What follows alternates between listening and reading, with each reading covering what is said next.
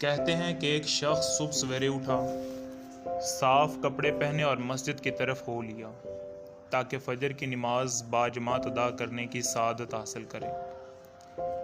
راستے میں ٹھوکر کھا کر گر پڑا، کپڑے کیچڑ سے بھر گئے۔ واپس گھر آیا، لباس تبدیل کر کے واپس مسجد کی طرف روانہ ہوا۔ پھر ٹھیک اسی مقام پر ٹھوکر کھا کر گرا اور گھر آ کر لباس بدلا اور پھر مسجد کی طرف روانہ ہوا۔ جب تیسری مرتبہ اس مقام پر پہنچا تو کیا دیکھتا ہے کہ ایک شخص چراغ ہاتھ میں لے کر کھڑا ہے اور اس سے اپنے پیچھے پیچھے چلنے کا کہہ رہا ہے۔ وہ شخص اسے مسجد کے دروازے تک لے آیا۔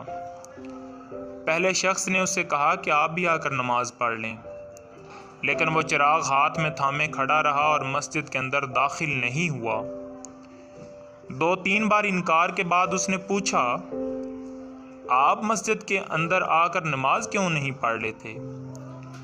دوسرے مرد نے جواب دیا، اس لیے کہ میں ابلیس ہوں۔ پہلے شخص کی انتہا نہ رہی۔ جب اس نے یہ سنا، شیطان نے اپنی بات جاری رکھی اور کہا، یہ میں ہی تھا جس نے آپ کو زمین پر گرایا تھا جب آپ نے گھر جا کر لباس تبدیل کیے اور دوبارہ مسجد کی سمت روانہ ہوئے تو اللہ نے آپ کے سارے گناہ بخش دیے۔ جب میں نے دوسری مرتبہ آپ کو گرایا اور آپ لباس پہن کر مسجد کی طرف جانے لگے تو اللہ نے آپ کے سارے خاندان والوں کے گناہ بخش دیے۔